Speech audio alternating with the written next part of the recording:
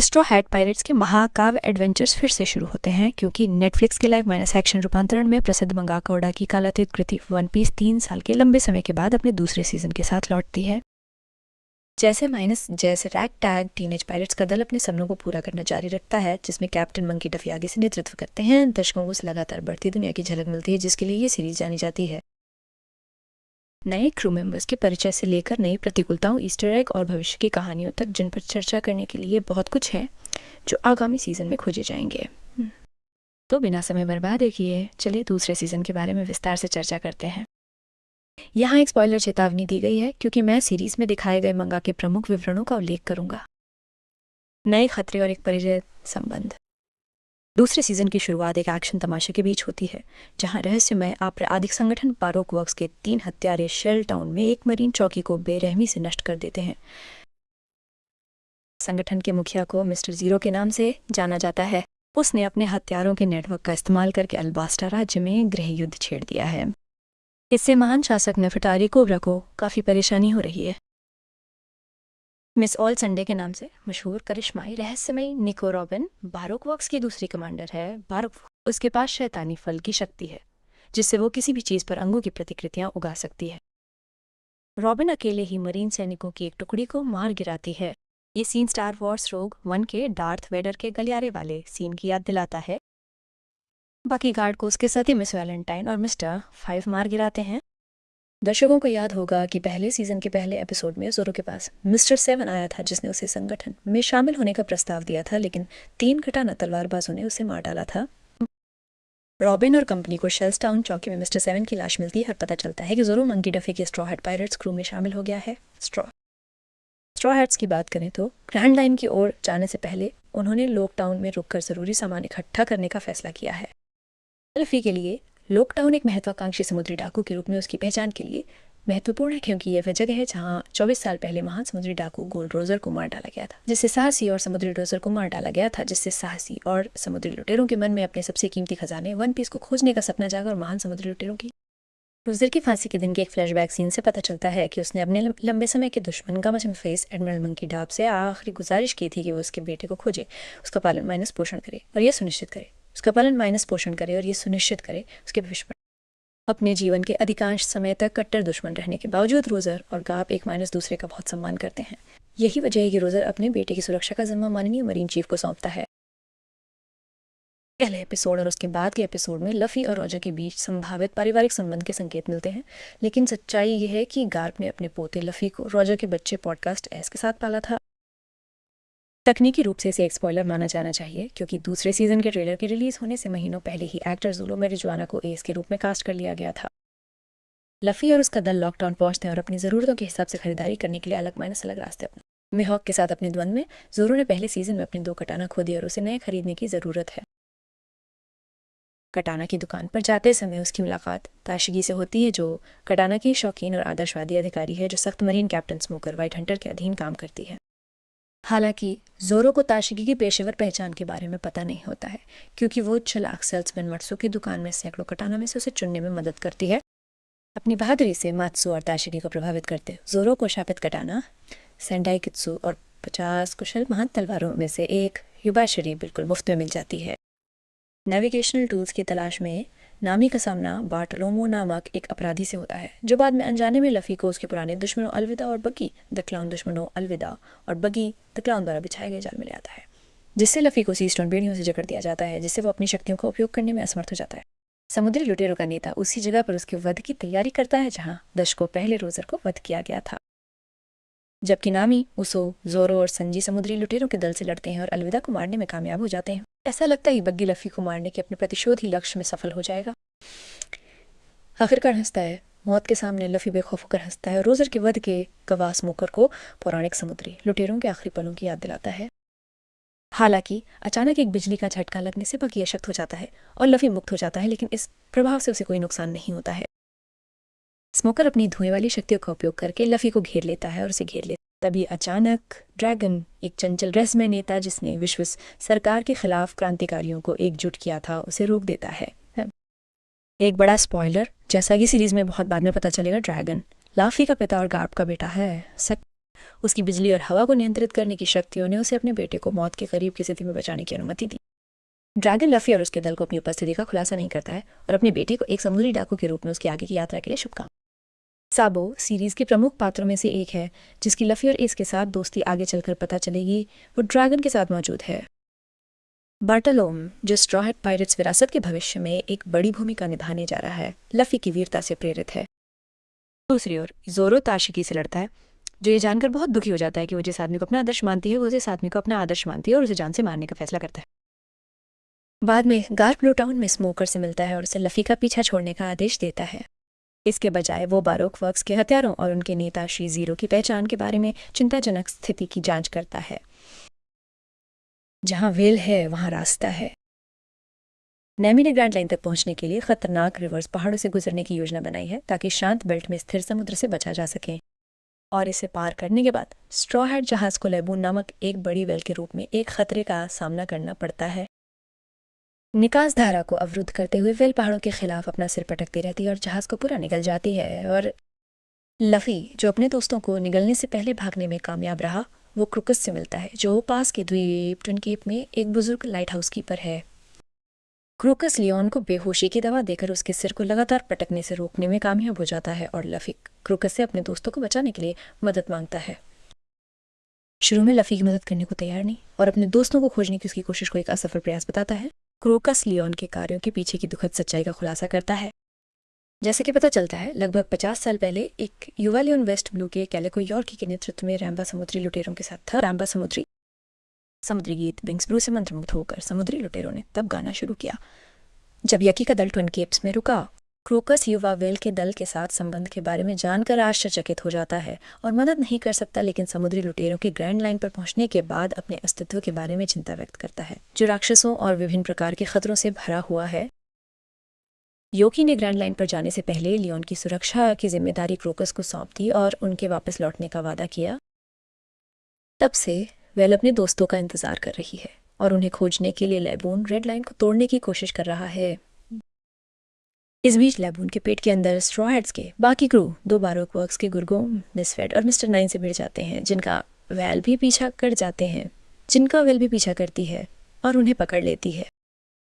Miss Wednesday team को उसो को मौत के मुंह से बचाने में मदद करती है। जब क्रोकस लियोन को रोकने और समुद्री लुटेरों को बचाने की कोशिश में असफल हो जाता है, तो हताश लफी लियोन के लिए बिंग्स ब्रू आती है, जिससे वेल आगे बढ़ने और अपनी सच्चाई को स्वीकार करने में मदद मिलती है। लियोन लफी के क्रू को अपने पेट से जाने देता है और लफी वेल के सिर पर जॉली रोजर का प्रतीक बनाकर उसे अपने समुद्री लुटेरों के परिवार का सदस्य बना लेता है और ये भी सुनिश्चित करता है कि वो रेड लाइन पर अपना सिर न पटक दे। जैसे ही क्रू जाने लगता है, क्रोकस नेमी को अपना लॉन्ग पोज गिफ्ट करता है, जो नेविगेशनल इंस्ट्रूमेंट है जो मैग्नेटिक फील्ड का इस्तेमाल करके ग्रैंड लाइन के आसपास अपना रास्ता खोजने में मदद करता है। समुद्री लुटेरों को अलविदा कहते हुए क्रोकस गोल्ड रोजर क्रू के सदस्य के रूप में अपने समय को याद करता है और उसकी टिप्पणी से संकेत मिलता है कि वन पीस को लाफ टेल में पाया जा सकता है। एक औषवाले चेतावनी के साथ ये उल्लेख किया जाना चाहिए कि ब्रुक वो समुद्री डाकू जिसे अतीत में लियोन के लिए गाते हुए देखा गया था, लफी की टीम का भावी क्रू सदस्य है। ईत बिंग्स ब्रू का महत्वपूर्ण विषयगत महत्व है क्योंकि ये वन पीस को खोजने या उसकी सामग्री के बारे में अनुमान लगाने की कुंजी हो सकता है। मिस बुधवार की असली पहचान और इराम का बलिदान। जैसे ही क्रू अपनी यात्रा जारी रखता है, लफी अपने अंतर्ज्ञान पर भरोसा करने का फैसला करता है और मिस वैलेंटाइन को मुक्त करता है और कुछ ही समय बाद वो मिस्टर नाइन को अपने साथ लेकर क्वीन मैरी से बच निकलती है। जोरो में हॉक के बार -12 आने वाले दृश्यों से परेशान है क्योंकि उसे डर है कि वो उनके द्वंद्व के बाद से मजबूत नहीं हो पाया है। क्रू ग्रैंड लाइन में अपने पहले द्वीप कैक्टस द्वीप पर पहुंचता है, जहां विस्की पीक शहर में उनका मेयर इकारम और शहर के बाकी लोगों द्वारा गर्मजोशी से स्वागत किया जाता है। नामी अपने लॉग पोस्ट के रीसेट होने का इंतजार कर रही है। क्रू को द्वीप पर एक रात बितानी है। जबकि बाकी क्रू मौज मस्ती में व्यस्त है, नामी को आतिथ्य के पर्दे के पीछे का भयानक सच पता चलता। टाउनशिप के सभी निवासी बारोक वर्क्स के ऑपरेटिव हैं और अगराम एक फ्रंटियर ऑपरेटिव मिस्टर 8 है। भोले माइनस वाले समुद्री लुटेरों को पहला माइनस फुसलाकर और उन्हें नशे में धुत करके उनकी लूट ले जाते हैं। ये पता चलता है कि मिस बुधवार की असली पहचान एफटारी विवी है, जो अल्बास्टा के राजा कोबरा की बेटी है। वो अपने राज्य को बारोक वर्क्स की साजिश से मुक्त करना चाहती थी और उसने अपने भरोसेमंद दोस्त और शाही रक्षक प्रमुख इकारम के साथ संगठन में घुसपैठ की। वर्तमान में विवी कैक्टस द्वीप पर इकारम के साथ फिर से मिलती है। वे लफ़ी को अशक्त कर देते हैं और क्विंगमेरी को चुराने की कोशिश करते हैं। इस बीच नामी जोरो को स्थिति के बारे में बताती है और जोरो मिस्टर 9 द्वारा उसके खिलाफ भेजे गए सैकड़ों बारोक वर्क्स एजेंटों को हराने से पहले उसे भी अशक्त कर देता है। मिस वैलेंटाइन और मिस्टर 5 विव की असलियत का पता लगाकर उन पर हमला करते हैं। इकाराम लफ़ी से राजकुमारी को सुरक्षित रखने और उसे अल्बास्टर ले जाने के लिए कहता है। वो क्रू को भागने के लिए पर्याप्त समय देने के लिए अपनी जान दे देता है। वैलेंटाइन और मिस्टर 5 विव के बारे में मिस्टर 9 से जानकारी हासिल करने की कोशिश करते हैं, लेकिन वो अपने साथी के बारे में बताने से इनकार कर देता है और वैलेंटाइन के हाथों उसकी मौत हो जाती है। जैसे ही मेरी अगले द्वीप की ओर बढ़ती है, मिस ऑल संडे लफ़ी से मिलने आती है और उसे शाश्वत मुद्रा प्रदान करती है, जिससे क्रू खतरों से बचकर अपने गंतव्य तक सुरक्षित रास्ता खोज सकता है। लफ़ी तंत्र को नष्ट कर देती है और कहती है कि उसे उनका रास्ता तय करने का अधिकार नहीं है और अल्बास्टर राजकुमारी को शरणने के कारण आने वाले खतरों के बारे में धमकी देती है। Miss all Sunday little garden Vishal Niwas से निकल जाती है। क्रू लिटिल गार्डन द्वीप पर पहुंचता है, जो सभ्यता से अछूता स्थान है जहां प्रागैतिहासिक वनस्पति और जीव पनपते हैं। द्वीप की खोज करते हुए नामी और उसोप की मुलाकात एल्बाफ के एक दानव रोगी से होती है, जो द्वीप पर रहता है और एल्बाफ के एक अन्य दानव डोरी के साथ एक लंबे समय से अनसुलझे झगड़े में उलझा हुआ है, जो विवी और लफ़ी को मिलने आता है। इस बीच वैलेंटाइन और मिस्टर 5 द्वीप पर पहुंच चुके हैं और अपने आपराधिक संगठन के अपने वरिष्ठों से मदद मांगते हैं। मिस्टर 3 बैरोक वर्क्स का एक मोम से संचालित सदस्य है, जिसके साथ मिस गोल्डन वीक है, जो अपने रंगों से भावनाओं को प्रभावित कर सकती है और वे लूफी के दिल को चुपकर निशाना बनाते हैं। ब्रोगी को जहर देकर वे सुनिश्चित करते हैं कि डोरी के साथ अपने सामान्य द्वंद्व के दौरान उसे घातक चोट लगे और मिस्टर 3 अपनी मोम की शक्तियों का उपयोग करके डोरी को एक मूर्ति में बदल देता है। उसोप और संजी को छोड़कर, जिन्हें इस बारे में कुछ भी पता नहीं कि क्या हो रहा है, सभी को हत्यारों ने पकड़ लिया है। रोई को जीवित पाया जाता है और वो उसोप को उसके डर पर काबू पाने में मदद करता है। संकट की घड़ी में वो साहस का परिचय देता है और लफ़ी को गोल्डन वीक के भावनात्मक हेरफेर से मुक्त कराता है। जैसे लफ़ी मिस्टर 3 का ध्यान भटकाता है, उसोप वैलेंटाइन को वनी शक्तियों का इस्तेमाल करके नामी और वीवी को गलती से मुक्त कराने में सफल हो जाता है। जैसे ही हथियारों के साथ लड़ाई तेज होती है, जोरो मिस्टर 5 को मारने में सफल हो जाता है, जबकि वैलेंटाइन को क्रू द्वारा शक्त कर दिया जाता है। इस बीच सैंजी मिस्टर राज 3 द्वारा बनाए गए मोम के घर में प्रवेश करता है और उसका ढोंग करते हुए संगठन प्रमुख मिस्टर 0 के कॉल को इंटरसेप्ट करके बदकिस्मत लोगों मिस्टर 13 और मिस फ्राइडे के आसन हमले के बारे में जानता है। सैंजी खतरों का ख्याल रखता है और उनसे एक शाश्वत मुद्रा प्राप्त करता है और मिस्टर 0 को उसके धोखे के बारे में पता चलता है। लफ़ी टोरी को मुक्त करने और मिस्टर 3 को हमेशा के लिए हराने में सक्षम है। जेंटल जायंट के कार्यों से बहुत प्रेरित होकर उसो भविष्य में एल्बफ से मिलने की योजना बनाता है। जैसे क्रूलिट लिटिल गार्डन से विदा लेता है, ब्रोगी और डोरी एक द्वीप भक्षक के एक विशाल सुनहरी मछली को मार देते हैं, ताकि ये सुनिश्चित हो सके कि द्वीप से दूर जाते समय उनके दोस्तों का रास्ता। मिस्टर 0 के गुस्से के डर से मिस्टर 3 स्ट्रॉ हैट्स को मारने में अपनी विफलता को छिपाने के लिए वैलेंटाइन को मार देता है। ब्रोई द्वारा सुनोदनिका का उल्लेख किया गया है और पाठक पहले से ही जानते हैं कि श्रृंखला की भविष्य की कहानी के संदर्भ में नाम छोड़ना कितना महत्वपूर्ण है। चॉपर की दुखद उत्पत्ति और ड्रम द्वीप की मुक्ति। नामी अचानक एक अज्ञात बीमारी से ग्रस्त हो जाता है और चालक दल बर्फीले ड्रम द्वीप पर रुकने का फैसला करता है, जो कभी पूरे ग्रैंड लाइन का सबसे बड़ा चिकित्सा केंद्र था। हालांकि वर्षों पहले द्वीप के पेटू तानाशाह शासक वापोल ने द्वीप की चिकित्सा देखभाल पर एकाधिकार करने के लिए सभी डॉक्टरों का शिकार करके उस प्रतिष्ठा को बर्बाद कर दिया। इसके बाद एक प्रसिद्ध समुद्री टाकू ब्लैकबर्ड और उसके दल के लगातार हमलों ने कायर वापोल को अपना राज्य छोड़ने पर मजबूर कर दिया, जिससे लोगों की और भी बर्बादी हो गई। फिलहाल जनरल डाल्टन ने ड्रम के डेनिसन्स को पिछली त्रासदियों से उबरने में मदद की है, इस विश्वास के साथ कि एक दिन एक न्यायप्रिय शासक सब कुछ ठीक कर देगा। तानाशाह वापो की चालों के कारण अल्बस्टा और ड्रम किंगडम की पुरानी दुश्मनी है। विवी को याद है कि दशकों पहले जब वो छोटी बच्ची थी, तब वापोल के साथ उसका इतिहास रहा है। उसने विश्व सरकार के एक समारोह में अपने पिता कोबरा और वापोल के बीच मौखिक बहस होते देखी थी। गुस्से में वापोल ने अपना गुस्सा निकालने के लिए विवी पर हाथ उठाया था। युवा विवी इतनी समझदार थी कि उसने स्थिति को और अधिक नहीं बिगाड़ा, क्योंकि इससे दोनों राज्यों के बीच युद्ध छिड़ सकता था, और डाल्टन, जिसने इस घटना को देखा था, ने बाद में विवी की बहादुरी के लिए उसकी प्रशंसा की। फिलहाल वपुल को मिस ऑल संडे से एक डेविल फ्रूट मिला है एंड जो कि बैरक वर्क्स में उसके नियमित योगदान के बदले में है और उसे किसी भी चीज़ों को खाने और खाने वाली चीज़ों को मिलाकर धातु के राक्षस बनाने की शक्ति मिली है। एंड मिस्टर ज़ीरो वपुल को उसके राज्य वापस भेजने की योजना बनाते हैं, ये जानते हुए कि वहाँ उसका सामना स्ट्रॉ हैट से होगा। डाल्टन ड्रम किंगडम के हाल के परेशान करने वाले अतीत का खुलासा करता है और एकमात्र उपलब्ध डॉक्टर कुरा का उल्लेख करता है जो ड्रम कैसल में शीर्ष स्तंभ पर्वत पर रहता है। नेमी की हालत बिगड़ती देख लफी ने नेमी को अपनी पीठ पर बिठाकर पहाड़ पर चढ़ने का फैसला किया और संजी ने उसके साथ जाने का फैसला किया। महल पहुंचने पर वे प्रतिकूलताओं को पार करते हैं। नेमी का इलाज कुराहा द्वारा किया जाता है जबकि लफी और संजी उसके सहायक एक संवेदनशील मानवरूपी हिरन से मिलने के बाद परेशान हो जाते हैं जो खुद को टोनी चॉपर बताता है। लफी ने चॉपर को सकरा जॉली रोजर के झंडे के प्रति अधिकार जताते हुए देखा और कुरा से इसके पीछे का इतिहास पूछा। जैसा कि पता चला, एक युवा रेंडियर के रूप में चॉपर ने एक शैतानी फल खाया था जिससे उसे 3 अलग अवस्थाओं में बदलने की शक्ति मिली। वॉक पॉइंट यानी रेंडियर रूप यानी हाइब्रिड रूप और हैवी पॉइंट यानी राक्षसी रूप और हैवी पॉइंट यानी राक्षसी रूप। चॉपर की विशेषता के कारण उसे उसके झुंड से अलग कर दिया गया और डॉक्टर की तलाश के दौरान उसकी राक्षसी अवस्था में इंसानों द्वारा गोली मारे जाने से वो लगभग मर गया था।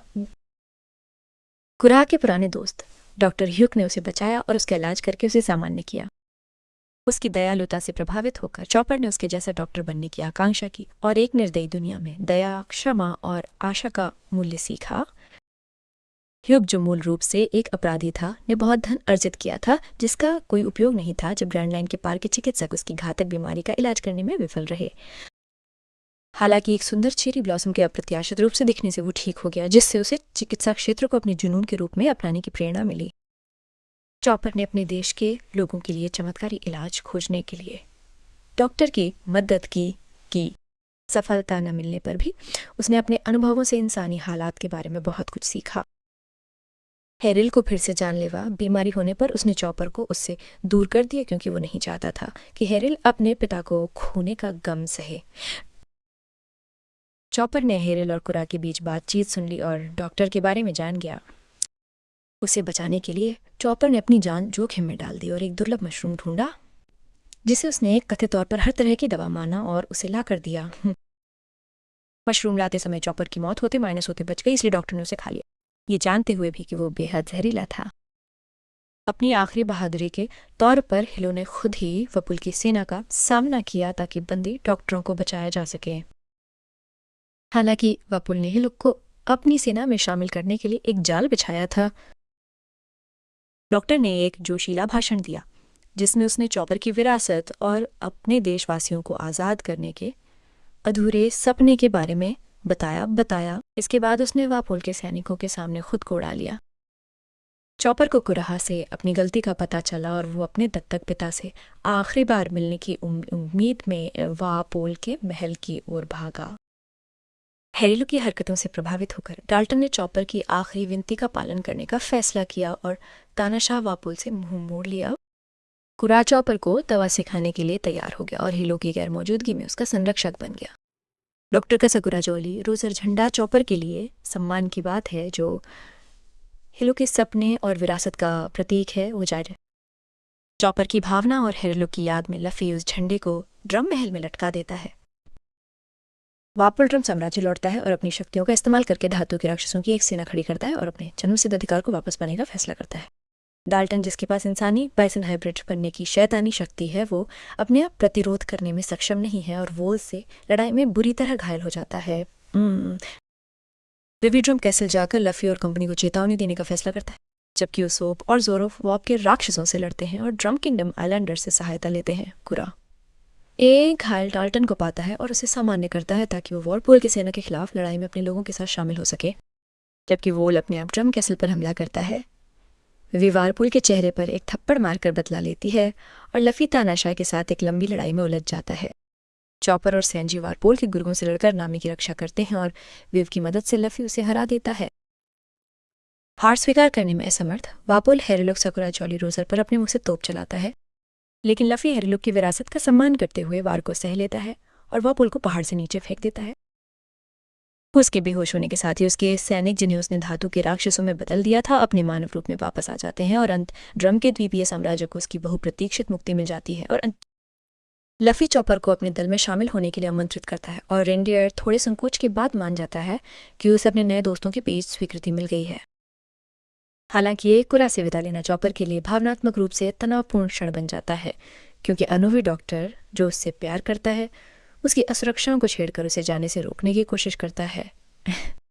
हालांकि ये अंत में कुरा अपनी स्लेज पर अपनी आपूर्ति भेजकर चॉपर को उसकी आगे की यात्रा के लिए शुभकामनाएं देता है। अपनी मृत्यु से पहले हिलोड्रम साम्राज्य के लोगों के लिए अपना चमत्कारी इलाज तैयार करने में सक्षम था, जिसे कुरा डाल्टन की मदद से क्षितिज पर लॉन्च करता है, और सकुरा का एक बादल ड्रम द्वीप पर छा जाता है। बर्फीली जमीन के बीच में सकुरा की खूबसूरत पंखुड़ियों को देखकर लोगों में एक उज्जवल भविष्य की उम्मीद जगी और डाल्टन ने कहा कि ये एक चमत्कार है कि किसी को ये विश्वास दिला सकता है कि एक रेंडियर भी डॉक्टर हो सकता है। अपनी समुद्री यात्रा फिर से शुरू करते हुए लफ़ी और उसके बाकी साथी विवी को उसके घर अल्बास्टा में गृहयुद्ध की स्थिति से निपटने में मदद करने का वादा करते हैं और बारूक वर्क्स की सेना से लड़ते हैं। और बारूक्स की ये उल्लेख करना जरूरी है कि कुरहाटन के गोल्ड रोजर के बारे में उल्लेख को सही ठहराते हुए उसका नाम गोल्ड डी डॉट रोजर रखता है। यह डी की इच्छा का संकेत देता है, एक विरासत जो उन पात्रों को जोड़ती है जिनके नाम के पहले अक्षर डी हैं, जो नैतिकता विरोधी झुकाव रखते हैं। यह श्रृंखला के भविष्य में एक प्रमुख कथानक बिंदु बन जाएगा। श्री जीरो की असली पहचान। लफ़ी और उसके दोस्तों के सामने आने वाले खतरों को जानते हुए अब जब उन्होंने बारूक वर्क्स में लड़ाई लड़ने का फैसला किया है, जो विवे एक महत्वपूर्ण विवरण का खुलासा करती है जो उसे संगठन में एक अंडरकवर एजेंट के रूप में अपने कार्यकाल के दौरान पता चला था। जैसा कि पता चला है, मिस्टर जीरो 7 महान सरदारों में से एक है, सर क्रोकोडाइल, जिसे बाकी सरदारों की तरह विश्व सरकार ने छोटे समुद्री लुटेरों को मारने के बदले में उसका इनाम वापस ले लिया था। हालांकि हाय उसने दूसरे राज्यों के मामलों में दखल देकर अपने समझौते को तोड़ दिया है और उसे अपने कार्यों के परिणाम भुगतने जा रहे हैं। स्मोकर और ताशिगी, जो एक समुद्री संचार चौकी पर बर्कवर्क्स हमले की जांच कर रहे हैं, को स्ट्रॉ हैट पायरेट्स और मिस्टर जीरो के बीच हालिया झगड़े के बारे में पता चलता है और वे अल्बास्टर जाने का फैसला करते हैं। और वे अल्बास्टर के गृहयुद्ध के पीछे क्रोकोडाइल के गुप्त इरादे अभी तक अज्ञात हैं, लेकिन मिस ऑल संडे उर्फ निको रॉबिन के साथ उसकी बातचीत से पता चलता है कि वो वन पीस के पीछे भी है। ये कहना गलत नहीं होगा कि लफ़ी और क्रोकोडाइल वन पीस के आगामी सीक्वल में आमने सामने होंगे, और युवा समुद्री लुटेरों के सामने एक कठिन काम है, क्योंकि उन्हें अपने साहसिक कार्य में इतनी जल्दी एक सरदार से निपटना है। इस वीडियो को देखने के लिए धन्यवाद, और नीचे कमेंट सेक्शन में वन पीस के नए सीजन के लिए अपने विचार और उम्मीदें शेयर करें। लाइक बटन दबाएं और सिनेमा और सीरीज़ की अपनी साप्ताहिक खुराक पाने के लिए हमारे चैनल को सब्सक्राइब करें। मिलते हैं अगले में, और फिलहाल हम विदा लेते हैं। अलविदा। इस वीडियो को देखने के लिए धन्यवाद, और नीचे कमेंट सेक्शन में अपने विचार शेयर करें। लाइक बटन दबाएं और सिनेमा और सीरीज की अपनी दैनिक खुराक के लिए हमारे चैनल को सब्सक्राइब करें। मिलते हैं अगले में।